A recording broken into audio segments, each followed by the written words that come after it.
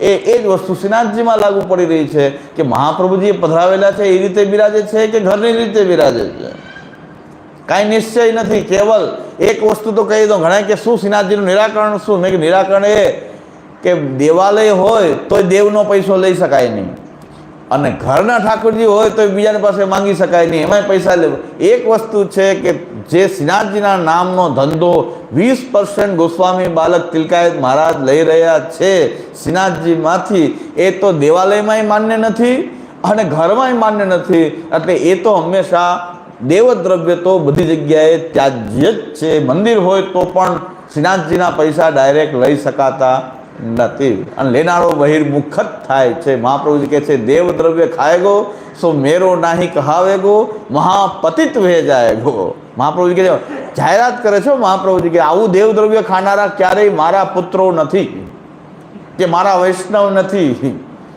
જો દેવદ્રવ્ય ખાએગો સો મેરો નાહી કહાવેગો, મહાપતિત વે જાએગો. પાછું એ હજી કીધું, મારો નહીં કહેવાય તો વાંધો નહીં, હજી એમ કીધું મહાપતિત વે જાએગો. દેવદ્રવ્ય ખાવાનું શું? મહાપ્રભુ એમ કહે છે દેવદ્રવ્ય ખાનારા તો મહાપતિત થઈ જશે. એટલે દેવાલય હોય કે ઘર હોય, ઠાકુરજીના નામનો દ્રવ્ય, ઠાકુરજીના નામનો ધંધો તો ક્યાંય પણ એ માન્ય નથી. એટલે શ્રીનાથજીની અંદર પણ આજે 20% જે લેવામાં આવી રહ્યા છે એ દેવાલયની રીત પણ નથી અને ઘરની રીત પણ નથી. અને કાં નિશ્ચય કરવામાં આવે કે જો દેવદ્રવ્ય ખાનારા જે છે એ ક્યારેય પણ એ પૂજનીય કેવી રીતે હોઈ શકે? શ્રી મહાપ્રભુજીના સ્થાન ઉપર, પ્રધાન પીઠ ઉપર કેમ બેસી શકે જે દેવદ્રવ્ય ખાનારા હોય? મહાપતિતને આપણે પૂજા કેમ કરવી? એ સવાલ છે ને.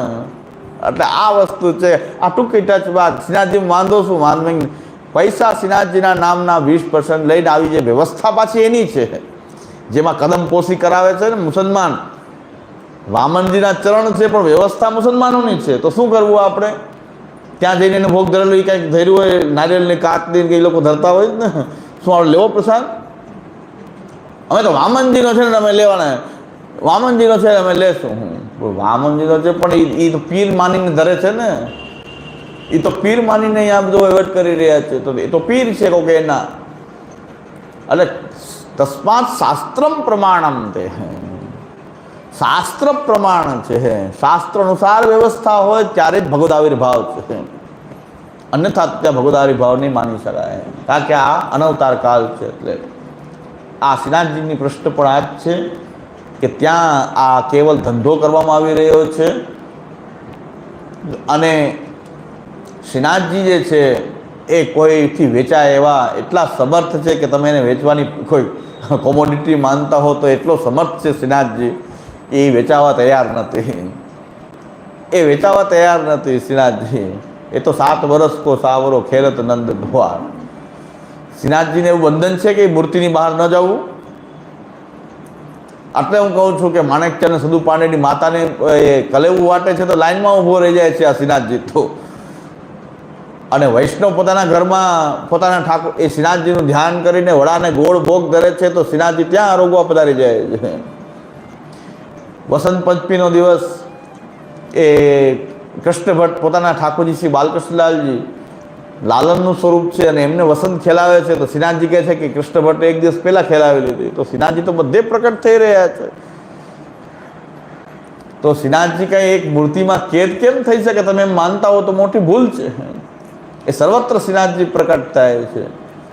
અને શ્રીનાથજીની ભાવના જુઓ તો નવનીત પ્રિયાજી એક્ઝેક્ટ બાજુમાં બિરાજે, શ્રીનાથજીની બાજુમાં બિરાજે. ઘરના ઠાકોરજી નવનીતલાલ, એ નવનીત પ્રિયાજીની બાજુમાં રાજભોગમાં શ્રીનાથજીને અલગ થાળ સજાય, પોઢવામાં શ્રીનાથજીની એક સૈયા અલગ બી છે. તો કેમ શ્રીનાથજી ખાલી જ્યાં બિરાજે ત્યાં જ છે એવું કેમ માનવામાં આવે છે? એ શ્રીનાથજીની સૈયા પણ બીછે છે નવનીત પ્રિયાજીની બાજુમાં. અને શ્રીનાથજીના વેણુજી જે છે એ નવનીત પ્રિયાજીની સાથે બિરાજે અને રાજભોગમાં 2 થાળ સજાય, એક શ્રીનાથજીનો અને એક નવનીત પ્રિયાજીનો. સાવ બાજુમાં જ છે, પાછળ જ. તો આપણે એમ કહેશું કે શ્રીનાથજીને તો જ્યાં પધરાવ્યા હતા મહાપ્રભુજી ત્યાં જ બિરાજે છે. તો આ તો કુસૃષ્ટિ અત્ર કુસૃષ્ટિ થઈ ગઈ. કુસૃષ્ટિ અત્ર વા કાચિત ઉત્પત્તિ. શ્રીનાથજીને તમે શું સમજી રહ્યા છો કે બહાર ન નીકળી શકે, સર્વત્ર પ્રકટ થઈ શકે શ્રીનાથજી? તો જે જગ્યાએ શ્રી મહાપ્રભુજીની વ્યવસ્થા નથી, ન શાસ્ત્રીય વ્યવસ્થા છે, ત્યાં જ શ્રીનાથજીને માનવું. અને શ્રીનાથજીનું સામર્થ્ય તો એવું છે કે સર્વત્ર પ્રકટ થઈ શકે છે, તો શા માટે શ્રીનાથજીને બીજે ન માનવા?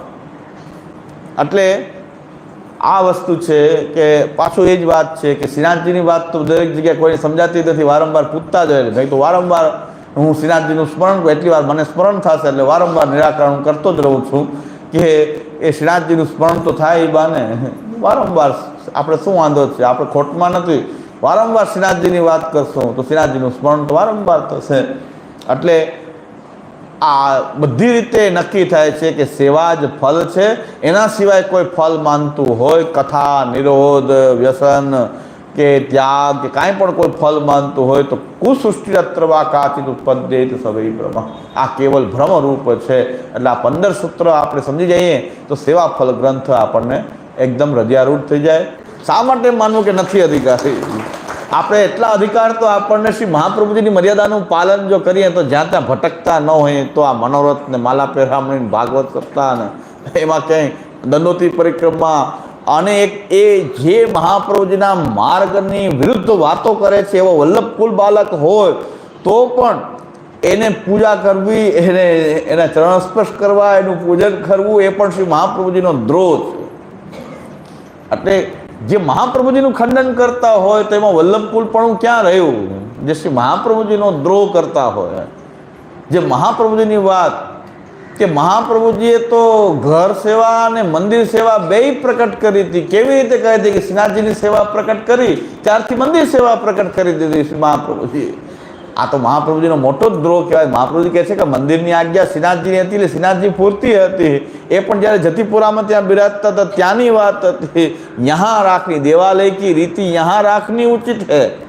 એને સિદ્ધાંત તરીકે અપનાવ્યું નહોતું કે બધાય દેવાલય બનાવી દે. એ નવા નવા દેવાલયનું નિર્માણ થઈ જાય. હવેલી આ શું છે? હવેલી તો ખબર જ પડતી, ઘર છે કે દેવાલય છે કાંઈ ખબર ન પડે. એટલે ઘણા લોકો એમ કહેતા હોય છે કે મહાપ્રભુજી પધરાવ્યા હોય ઠાકોરજી પછી તો મર્યાદા જળવાતી હોય કે ન જળવાતી હોય, પણ મહાપ્રભુજીની કાનીથી બિરાજતા એટલે બિરાજે જ છે ઠાકોરજી. તો એક વાત કહી દઉં કે વામન ભગવાનના ચરણારવિંદ જે છે, સાક્ષાત વામન ભગવાનના ચરણારવિંદ ચરણાદ્રીમાં બિરાજે છે.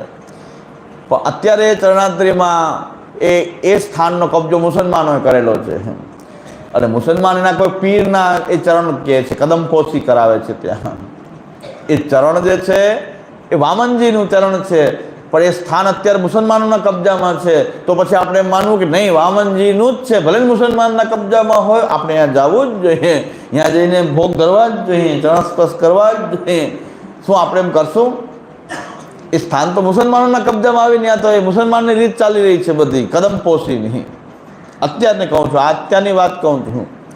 ચરણાદ્રી એટલે ચરણાટ, ત્યાં વામનજીના ચરણારવિંદ છે અને એ સ્થાનનો કબજો મુસલમાનનો છે.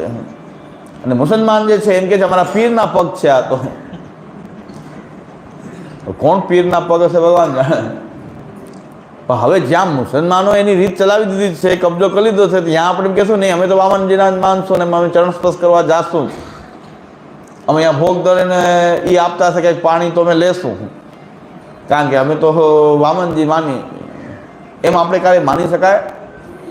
ન માની શકાય. કારણ કે તસ્માત શાસ્ત્રમ પ્રમાણમ તે કાર્યાકાર્ય વ્યવસ્થિતો. એ શાસ્ત્ર અનુસારની જો રીત હોય તો ભગવાનમાં તો આવિર્ભાવ અને તિરોભાવ બે શક્તિ રહેલી છે. તો ભગવાન પોતાની તિરોભાવ શક્તિનો પ્રયોગ કરીને ત્યાં તિરોહિત થઈ ગયા હોય પ્રભુ. જો આ સેવા ફળ ન લેખવું હોત તો આપણને ઘણા બધા ફળ માટે એ ઘણા બધા તર્કો આપણી અંદર આવી જાત અને આપણો દુષ્ટ બુદ્ધિ જે છે સેવા સિવાય, સેવાથી હંમેશા આપણે સેવા પુષ્ટિ માર્ગમાં ફળ છે અને આપણે રસ્તો એ જ શોધતા હોઈએ છીએ કે સેવામાંથી કેમ નીકળાય.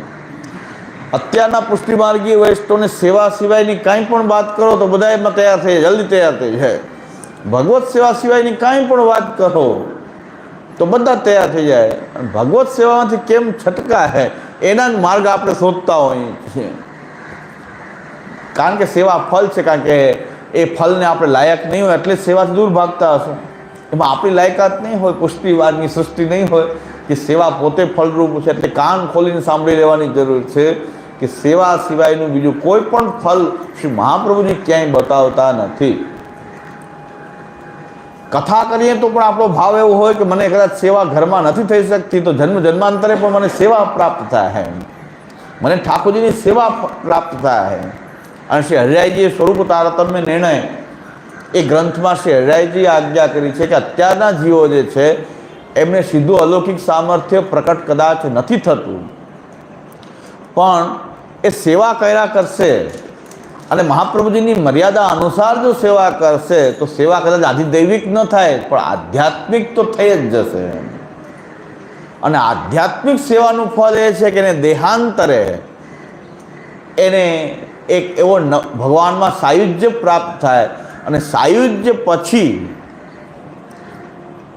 એમને ભક્તોના અંદર ભક્તોના જે સમૂહમાં એમને નવો જન્મ પ્રાપ્ત થાય અને ત્યાં એની અંદર અલૌકિક સામર્થ્ય પણ એ પ્રકટ થઈ જાય અને પછી નિત્ય લીલાઓમાં એની સ્થિતિ થઈ જાય.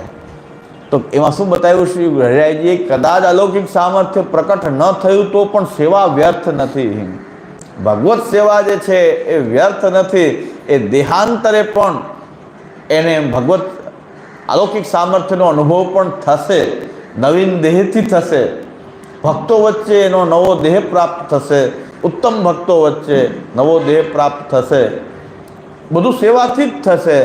અને પછી ત્યાં એ ભગવદ્ ગુણગાન અને સેવા કરશે તો એમને અલૌકિક સામર્થ્ય એની અંદર પ્રકટ થશે અને પછી નિત્ય લીલામાં એમની નિરંતર કાયમ માટેની સ્થિતિ એ ભગવદ્ લીલાઓમાં એની પ્રાપ્ત થશે.